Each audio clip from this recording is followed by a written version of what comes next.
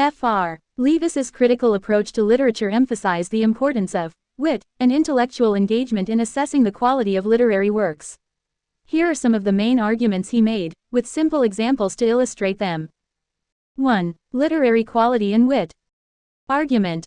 Leavis argued that great literature is marked by a high level of wit, which involves a keen intelligence and a sophisticated handling of language.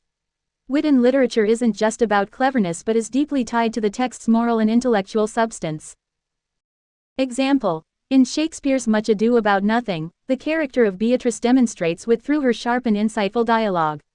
Her exchanges with Benedick are not only humorous but also reveal deeper truths about love and relationships, reflecting the play's intellectual and moral concerns. 2. Literature is a reflection of society. Argument. Leavis believed that literature should reflect the moral and social values of its time.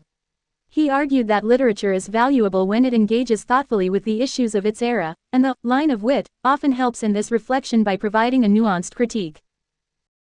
Example. In George Orwell's 1984, the wit and irony employed in the portrayal of totalitarianism serve as a critique of political oppression. The novel's use of language to reveal the absurdities and dangers of a surveillance state reflects the social and political anxieties of Orwell's time. 3. The role of the critic. Argument. According to Leavis, critics should seek to identify and evaluate the line of wit in literature to assess its quality. This means looking beyond surface-level enjoyment to understand how the text engages with serious themes and contributes to intellectual and moral discourse. Example. When analyzing Jane Austen's Pride and Prejudice, a critic following Leavis's approach would examine how Austen's witty social commentary on class and marriage reveals deeper insights into the societal norms of her time, thus contributing to the novel's enduring significance. 4. Moral and intellectual engagement. Argument. Leavis stressed that literature should not only entertain but also engage with moral and intellectual issues. Wit in literature should challenge readers and provoke thought, making it a key element in assessing a work's quality. Example. In Jonathan Swift's Gulliver's Travels, Swift uses satirical wit to critique human nature and society. The novel's clever and critical portrayal of various societies serves to engage readers in reflection about human behavior and the flaws of contemporary society. In summary, Leavis's concept of line of wit highlights the role of intellectual and moral engagement in literature. It underscores the idea that great literature is characterized by a sophisticated use of language and insight into social and moral issues. Here's a more detailed exploration of Fr. Leavis's ideas, with further examples. 1. The interplay of wit and substance. Argument. Leavis argued that true literary excellence comes from a blend of wit and substance. Wit in literature should not be superficial or merely decorative but should enhance the text's exploration of deeper themes and ideas. Example. In Oscar Wilde's The Importance of Being Earnest, Wilde's wit and satire are not just for entertainment but also serve to critique Victorian society's superficial values and hypocrisies. The clever dialogue and humorous situations reveal deeper criticisms of social conventions and personal identity. 2. The importance of contextual understanding. Argument. For Leavis, understanding the context in which a literary work was written is crucial. He believed that the wit and intellectual engagement in literature are shaped by and reflect the societal and historical conditions of the time. Example. In Charles Dickens's Hard Times, Dickens uses wit and irony to critique the industrialization of England and the dehumanizing effects of utilitarianism. The novel's setting and social commentary are informed by the historical context of the Industrial Revolution, making its critique more poignant and relevant. 3. Literary canon and standards. Argument. Leavis had specific standards for determining which works should be considered part of the literary canon. He believed that works demonstrating a high level of wit and intellectual engagement, along with a strong moral dimension, deserved recognition. Example. Leavis championed the works of George Eliot, Mary Ann Evans, such as Middlemarch. He valued Eliot's ability to combine wit with profound social and psychological insight, making her work a key example of literature that engages deeply with moral and intellectual issues. 4. Criticism and evaluation. Argument. Leavis's approach to literary criticism involved assessing how effectively a text's wit contributes to its overall impact. He believed that effective criticism should highlight how a work's intellectual and moral engagement is reflected through its wit. Example. When analyzing Shakespeare's Hamlet, a Leavisian critic would focus on how Hamlet's wit and wordplay reveal his complex psychological state and philosophical reflections on life and death. The play's exploration of themes such as madness and existentialism is enriched by Shakespeare's use of wit. 5. Moral and intellectual integrity. Argument. Leavis emphasized the role of literature in upholding moral and intellectual integrity. He believed that literature should not only entertain but also contribute to the moral and intellectual development of its readers. Example. In T.S. Eliot's The Waste Land, the dense allusions and complex wit are not just stylistic choices but serve to reflect the disillusionment and fragmentation of post-World War I society. The poem's intricate structure and references challenge readers to engage with its moral and existential questions. 6. Impact of wit on characterization. Argument. Leavis also noted how wit affects character development and relationships in literature. Characters who use wit effectively often reveal more about their inner lives and social dynamics.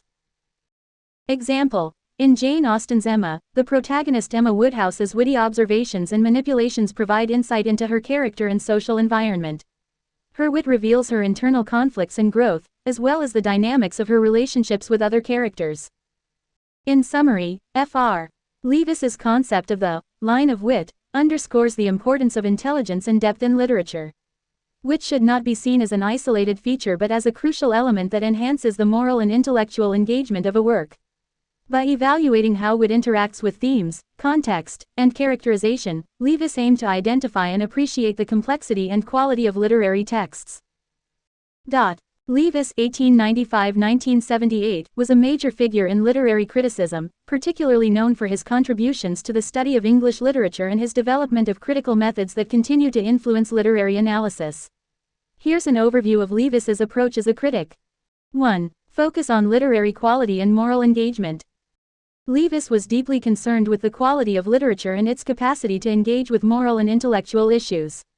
He believed that literature should do more than entertain. It should offer a profound exploration of human experiences and societal values. For Leavis, the true measure of a literary work's quality was its ability to reflect and engage with serious moral and social concerns. Example. Leavis praised the works of writers like George Eliot and D.H. Lawrence for their moral and intellectual depth. He saw their novels as significant because they grappled with complex ethical questions and depicted characters in a nuanced and meaningful way. 2. The importance of close reading. Leavis championed close reading as a critical method. He believed that careful, detailed analysis of a text's language, structure, and style was essential to understanding its meaning and significance. This approach emphasizes the importance of textual evidence and careful interpretation. Example. In his analysis of Shakespeare's plays, Leavis would examine the subtleties of Shakespeare's language and character development to uncover deeper meanings and thematic concerns. His close reading approach aimed to reveal how the text's intricacies contribute to its overall impact. 3. Critique of contemporary trends.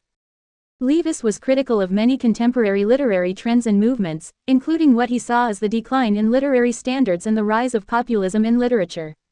He argued that many modern works lack the moral and intellectual seriousness that characterized earlier literature.